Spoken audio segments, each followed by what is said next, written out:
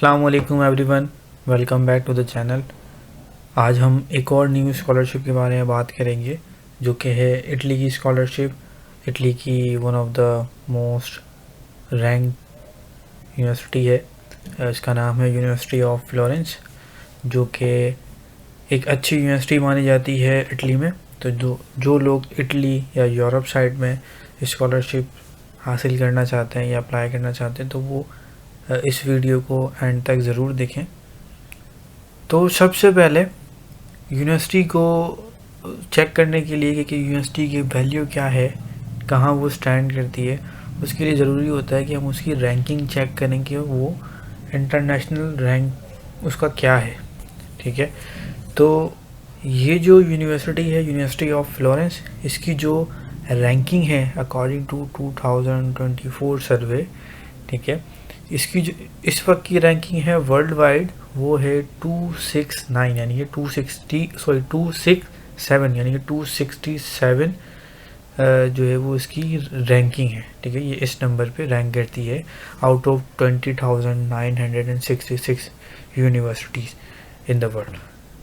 और इसकी जो रीजनल यानी कि जो यूरोप में जो रैंकिंग है इस यूनिवर्सिटी की, यानी कि यूनिवर्सिटी जितनी भी यूरोप में है उनमें जो ये रैंकिंग है इसकी वो है 105, यानी कि 105 रैंक इसका यूरोप के रीजन में है इस यूनिवर्सिटी का।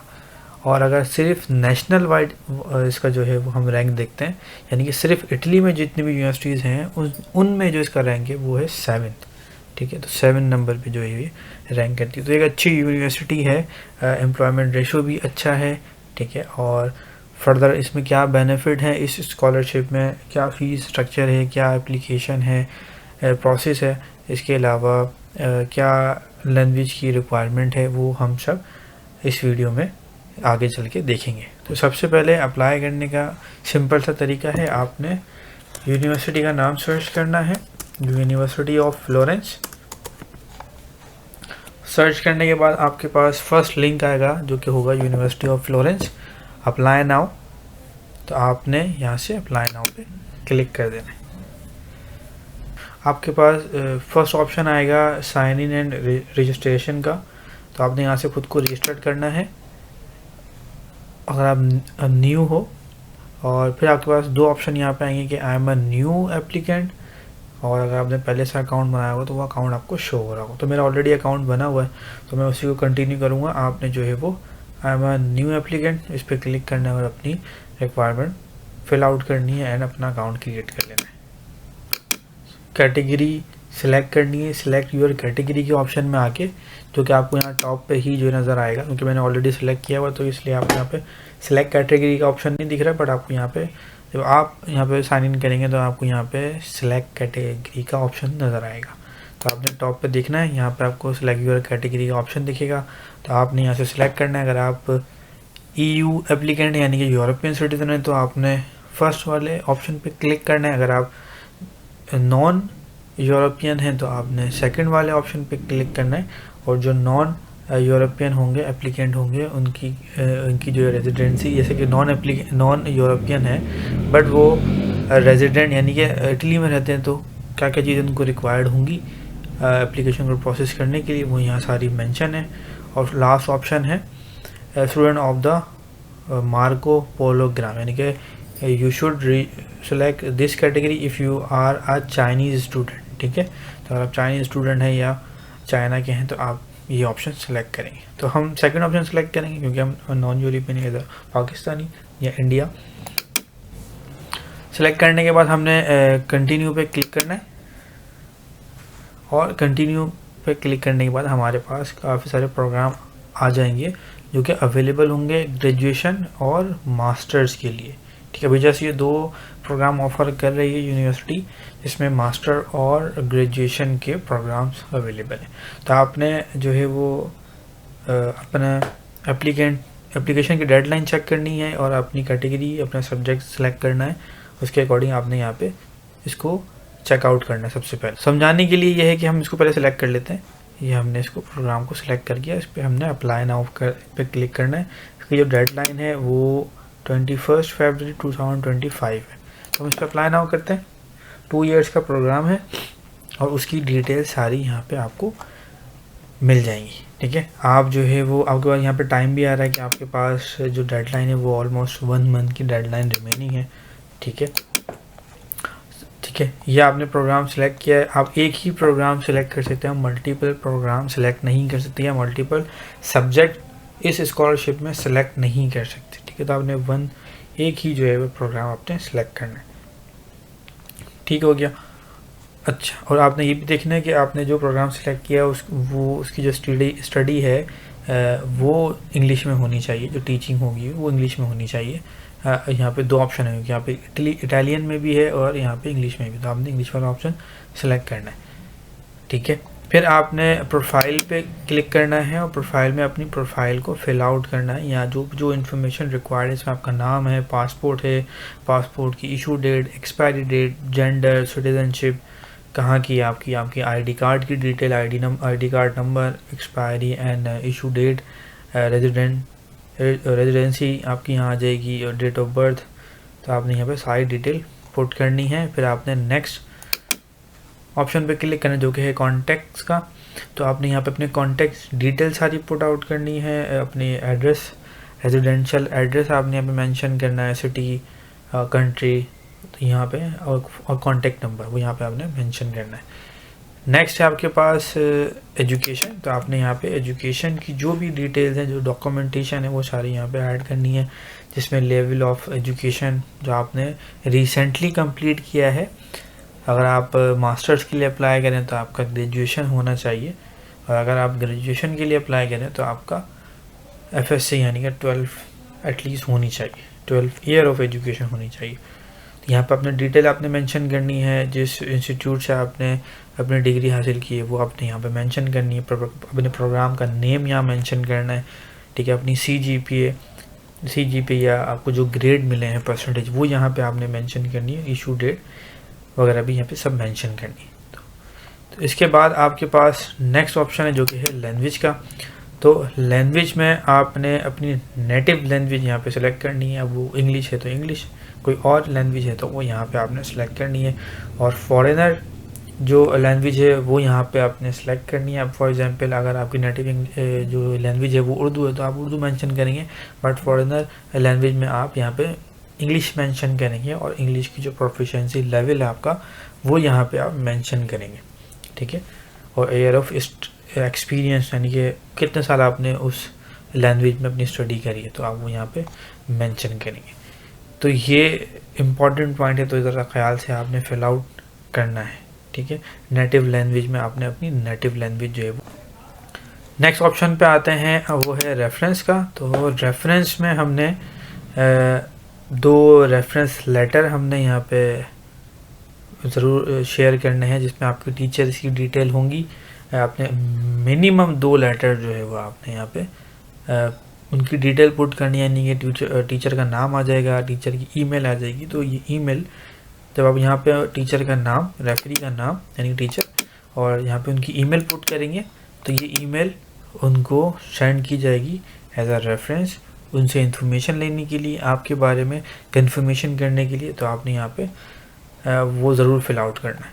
तो यहाँ पे क्योंकि अभी एक ही ऑप्शन आ रहा है, एक ही रेफरेंस की रिक्वायरमेंट है, तो यहाँ पे आप एक ही रेफरेंस ऐड कर सकते हैं। यहाँ पे लिखा हुआ है एटलीस्ट 1 रेफरेंस, तो आप एटलीस्ट एक यहाँ पे ऐड करें, बट अपने पास आप 2 रेफरेंस लेटर आप टीचर से बनवा के रखें। ठीक है, अपने इंस्टीट्यूट से, अपने प्रोफेसर से बनवा के रखें, वो आगे जो स्कॉलरशिप आएंगी या आने वाली हैं उनमें आपको हेल्प आउट करेगा। ठीक है, फिर नेक्स्ट ऑप्शन है आपके पास मोटिवेशन, यानी कि मोटिवेशन लेटर आपको चाहिए होगा। जो प्रोग्राम आपने सेलेक्ट किया जिसमें आप अप्लाई कर रहे हैं, आपने एक मोटिवेशन लेटर लिखना है। ठीक है, अगर इसमें कोई इशू हो आपको मोटिवेशन लेटर लिखने में तो आप कांटेक्ट कर सकते हैं मोटिवेशन लेटर के हवाले से। अच्छा, उसकी जो लिमिट है वर्ड काउंट यहाँ मेंशन है, जो कि है सिर्फ 350 वर्ड्स। ठीक है, but not more than 700 word. तो उसकी एक लिमिटेशन बता दी कि 350 वर्ड से कम नहीं होना चाहिए, वो एटलीस्ट 350 वर्ड का होना चाहिए, और मैक्सिमम वो 700 वर्ड यानी कि 700 वर्ड का होना चाहिए, जो कि ऑलमोस्ट 2 पेजेस बन जाते हैं, तकरीबन 2 से 2.5 पेजेस जो है वो बन जाते हैं। ठीक है। तो आपने अच्छा सा मोटिवेशन लेटर ज़रूर लिखना है अपने अपने जो आपने फील्ड सेलेक्ट की है उसके अकॉर्डिंग। नेक्स्ट ऑप्शन है आपके पास डॉक्यूमेंट्स का। तो डॉक्यूमेंट्स में आपने यहाँ पे आपके पास एक ऑप्शन अवेलेबल है, please carefully study the requirement in the checklist scan original documents and upload. ठीक है, तो यहाँ पे अपने चेकलिस्ट को एक दफ़ा चेकआउट ज़रूर करना है। तो जो जो आपको यहाँ पे रिक्वायरमेंट है डॉक्यूमेंट्स की वो आपने यहाँ पे पुट करनी है। ठीक है, जैसे कि अभी हमने डॉक्यूमेंट्स में अपलोड नहीं करें तो हमारे पास ये अभी से जो है वो चेकलिस्ट में आ रहा है कि आपने जो है वो इंग्लिश प्रोफिशिएंसी लेटर जो है वो यहाँ पे अपलोड नहीं किया, तो आपने ये जो है वो यहाँ पे अपना इंग्लिश प्रोफिशिएंसी लेटर यहाँ पे ऐड करना है। आपने यूनिवर्सिटी से ज़रूर कलेक्ट करना है वो इंग्लिश लैंग्वेज प्रोफिशिएंसी लेटर। ठीक है, जो कि आप यहाँ पे अपलोड कर सकते हो, जो कि ये बताता है कि आपने जो भी स्टडी करी है वो इंग्लिश में की है इस इंस्टीट्यूट से, तो यहाँ आपने ज़रूर ऐड करना है। इसके अलावा आपके जो क्वालिफिकेशन डॉक्यूमेंट्स हैं, अभी हमने अपलोड नहीं किया तो इसलिए ये एरर आ रहा है। तो यहाँ पे आपने जो है वो अपने डॉक्यूमेंट्स अपलोड करने हैं, जो जो आपके पास रेलिवेंट डॉक्यूमेंट्स हैं वो आपने अपलोड करने हैं। क्योंकि यहाँ पे देखिए mention I do not have bachelor degree, तो अगर आप मास्टर्स के लिए अप्लाई करो तो आपको जो है वो बैचलर डिग्री की जो है यहाँ पे फाइल अटैच करनी है, जो आपकी डिग्री है वो यहाँ पे अटैच करनी है। और ट्रांसलेशन ऑफ डॉक्यूमेंट्स, तो आपको जो डॉक्यूमेंट्स हैं वो बेसिकली इंग्लिश लैंग्वेज में होने चाहिए। अगर वो किसी और लैंग्वेज में यानी उर्दू में अगर वो डिग्री मिली है आपको या डॉक्यूमेंट आपके उर्दू में, तो आप उसको ट्रांसलेट करवा के फिर यहाँ इंग्लिश में अपलोड करिएगा। रेफरेंस आपने ऐड करनी है, एक एटलीस्ट रेफरेंस आपने ऐड करनी है। आपने अपने पासपोर्ट की डिटेल या पासपोर्ट की पिक्चर यहाँ पे लाजमी अटैच करनी है। और आपने जो है वो पेमेंट यानी कि प्रूफ ऑफ पेमेंट फ़ीस वो यहाँ पे अटैच करनी है। अच्छा, इसमें सिर्फ़ और सिर्फ एप्लीकेशन फ़ीस जो है वो आपको पे करनी है, जो कि अराउंड 20 यूरो होगी। 20 यूरो जो कि पाकिस्तानी ऑलमोस्ट 5,500 रुपये बनते हैं, जो कि नॉन रिफंडेबल फ़ीस है।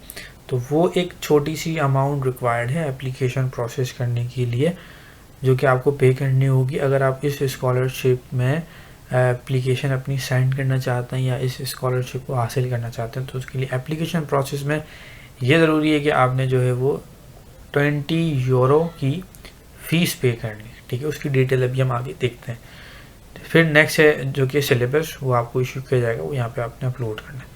अदर के ऑप्शन में हम यहाँ पे आते हैं, तो अदर के ऑप्शन में हमारे पास मेडिकल इन्फॉर्मेशन है, जो कि यहाँ पे हमने बतानी है कि आपको कोई मेडिकल इश्यूज़ तो नहीं है, वो यहाँ पे हमने ज़रूर मेंशन करने हैं। एडिशनल कोई रिक्वेस्ट हो तो यहाँ आप मेंशन कर सकते हैं। इन्फॉर्मेशनल सोर्स कि आपको इस स्कॉलरशिप के बारे में कहाँ से इन्फॉर्मेशन मिली, तो वो आप यहाँ पे मेंशन कर सकते हैं। यहाँ पे कई सारे ऑप्शन हैं कि फ्रेंड से मिली है, आपको इंटरनेट सर्च से मिली है, फेसबुक वगैरह से, यूनिवर्सिटी वेबसाइट से, तो जहाँ से भी आपको ये इन्फॉर्मेशन मिली वो यहाँ पे आप सिलेक्ट कर सकते हो और थोड़ा सा उसके बारे में लिख भी सकते हैं। ठीक हो गया। अब आते हैं 20 यूरो की फ़ीस के बारे में। तो यहाँ फाइनेंस के एक ऑप्शन में आप आएंगे जब, तो यहाँ पे आपको एक ऑप्शन मिलेगा जो कि होगा इनवॉइस का, यानी कि फाइनेंस का ऑप्शन होगा, और यहाँ पे आपको इनवॉइस आ जाएगी आपकी एप्लीकेशन से रिलेटेड, जो कि यहाँ पे आपको शो होगी 20 यूरो। ठीक है, और आपको ये पे करनी होगी, तो आपकी एप्लीकेशन जो है वो आगे प्रोसीड की जाएगी। ठीक है, जब इस पर आप क्लिक करेंगे तो आपको यहाँ पे सारी डिटेल्स प्रोवाइड कर दी जाएंगी आपकी ट्रांजैक्शन से रिलेटेड। आपने यहाँ से जो है वो फिर अपनी फ़ीस को पे करना है। आप थ्रू अपने कार्ड पे कर सकते हो, जिसमें वीज़ा कार्ड या मास्टर कार्ड के थ्रू आप जो है वो पे कर सकते हो। या अगर आपको पेमेंट करने में कोई इशू आ रहा है, कोई इन्फॉर्मेशन अवेलेबल नहीं है इस डॉक्यूमेंट में, तो आप दिए गए इस लिंक पे या इस ईमेल पे आप अपना कंसर्न फॉरवर्ड कर सकते हैं और वो फर्दर आपको गाइड कर देंगे। या अगर अकाउंट नंबर इसमें मिसिंग है तो आपको वो प्रोवाइड कर देंगे। जब आप पे करेंगे तो आपकी एप्लीकेशन जो है वो एक्टिव हो जाएगी और ये प्रोसीड की तरफ चली जाएगी। क्योंकि वन टाइम ये जो एप्लीकेशन फ़ीस है ये वन टाइम फ़ीस है और 20 यूरो की ये फ़ीस है। तो ये आपने एप्लीकेशन कंप्लीट करने के बाद आपने इस 20 यूरो की फ़ीस को पे करना होगा। ठीक है, देन फिर आपकी जो एप्लीकेशन है वो आगे प्रोसीड होगी। ठीक है, आपने एक दफ़ा रीचेक कर लेना कि आपकी जो एप्लीकेशन है वो कंप्लीट हो गई है या नहीं हो गई है। ठीक है, क्योंकि अभी हमारी एप्लीकेशन कंप्लीट नहीं हुई, तो यहाँ पे जो है वो हमें ऑप्शन मिल रहा है कि 7 अनसॉल्व टास्क, यानी कि जब भी हमने चेक किया कि हमने भी डॉक्यूमेंटेशन वगैरह अपलोड नहीं किए तो उसकी वजह से आ रहा है कि हमने भी हमारी जो एप्लीकेशन है वो भी इनकम्प्लीट है। तो हम एडिट के बटन पे क्लिक करके हम इसको कंप्लीट कर सकते हैं, ठीक है। और ये टास्क यहाँ पे आपको मेंशन हो जाएंगे कि क्या क्या डॉक्यूमेंट्स है जो आपने अटैच करना है, जो आपने भी अटैच नहीं किए तो आपने वो अटैच करना होगा। तो ये सिंपल सा प्रोसेस है इस एप्लीकेशन को आगे प्रोसीड करने का और इस स्कॉलरशिप के लिए अप्लाई करने का। तो आप इसको ज़रूर ट्राई करें, एक अच्छी अपॉर्चुनिटी है और एक बहुत ही मिनिमम फ़ीस है एप्लीकेशन को प्रोसीड करने के लिए। एप्लीकेशन की फ़ीस है बट वो नॉन रिफंडेबल है, जो कि अराउंड 5500 PKR बनते हैं। तो आप इसको ज़रूर ट्राई करें और यूरोप की एक अच्छी अपॉर्चुनिटी है इटली में स्टडी करने की, तो आप इसको ज़रूर अवेल करें। फर्दर आपको कोई भी असिस्टेंस चाहिए हो तो आप बिल्कुल कमेंट कर सकते हैं, आप through Facebook through Instagram contact कर सकते हैं और आपको बिल्कुल इन्फॉर्मेशन प्रोवाइड की जाएगी और गाइडेंस भी दी जाएगी। तो मिलते हैं इंशाअल्लाह किसी और वीडियो में, तब तक के लिए अल्लाह हाफिज़।